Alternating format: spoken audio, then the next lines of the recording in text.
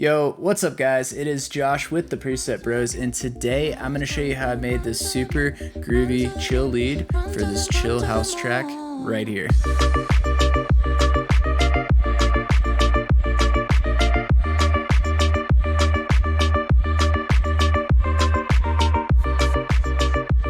Alrighty guys, so that is the sound we'll be working on in today's video, and if you don't want to miss out on any of our future content, hit that subscribe button and hit that bell notification so you can become masters of your sound. And without any further ado, let's jump in. Alrighty guys, so let's go ahead and hear that lead soloed really quick.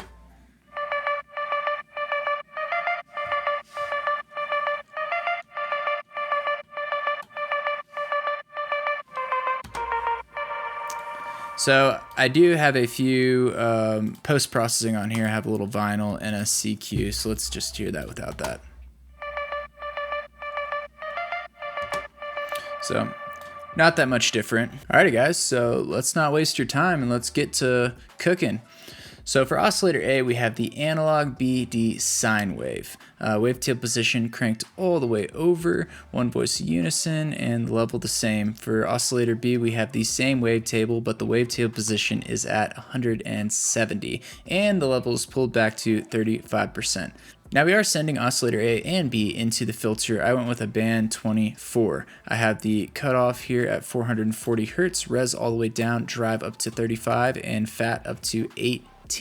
So for envelope 1, I have a very plucky shape. It's a 336th the milliseconds for the decay, the sustain all the way down, and a 32 millisecond for the release. For envelope 2, I am modulating the cutoff knob just by 3, and that's on a bipolar setting, just kind of wiggling it back and forth. And I do also have a plucky shape here of 655 milliseconds on the decay, sustain all the way down, a little increase in the attack of 1.7, and then a little bit of release at 185. So for LFO1, I'm actually doing something pretty interesting. I am modulating the wavetable here. Now, this is a really cool wavetable, the analog BD syn, and if you notice, I'm going to move this one. If you notice, it starts out as a smooth sine wave, but as you move it, it just kind of morphs around and gets a little gritty on you at the end. And by having a shape like this on a 4-bar setting, what that's going to do is it's just going to kind of morph the sound over time, and you can kind of watch that here as you see it whip over a little more as time goes on. So let's go ahead and check that out.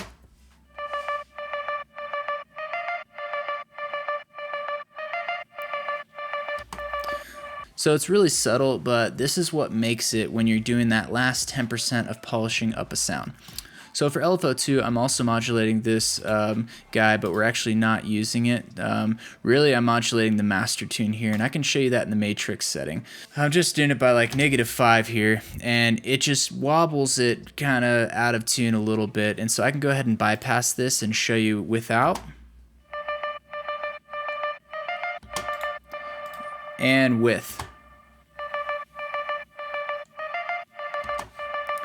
So a really big difference there. Before it was just kind of stagnant, perfectly in tune, and then the second we started modulating the master tune a little bit, it sounded like an actual real guitar or something. And so that's a really great way to move your sounds from that digital sound over to the analog stage. Also guys, I forgot to mention this, but make sure you have your little MIDI button checked here on the filter. Alrighty guys, check that mono and legato, and let's go ahead and head over to the effects. Alrighty guys, for the effects, I started with an EQ cut, just kind of cutting some of those lows around 900 Hertz, eliminating that. I'm also boosting the highs around 2000 just by 7 dB, so just kind of brightening up that top end there.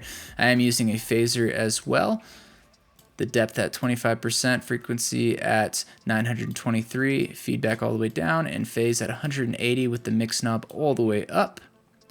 Next, I'm using some delay. It's on the 1/4 and 1/8 setting on the ping pong. Hone in on those upper frequencies and put your mix knob to 25%.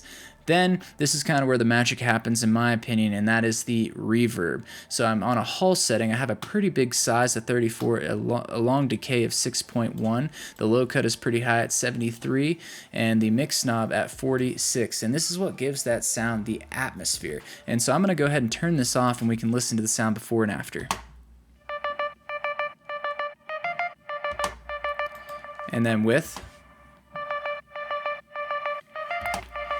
So a huge difference. It takes it away from that kind of dry pluck into that very lush kind of just grooving, sliding along the beat there. Next, I went with a Band 24 filter, and that's just kind of closing in the reverb with the sound. If I were to switch these, the reverb would kind of just flow in the whole frequency range, but by having this Band 24 on after, it just kind of hones in on those middle frequencies, putting it in a certain place in the mix.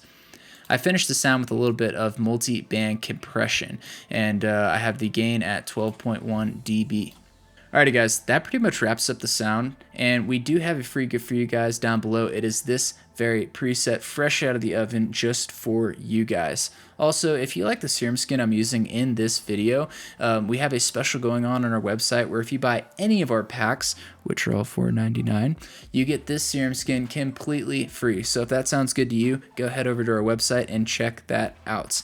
If there were any other sounds in this production that you guys want to know how to make, maybe the bass line, maybe that chord pluck, whatever it is, definitely put a comment down below telling me which one you want to hear, and I would love to make a video on that for you guys. Don't forget to like, share, and subscribe, and as always, stay creative.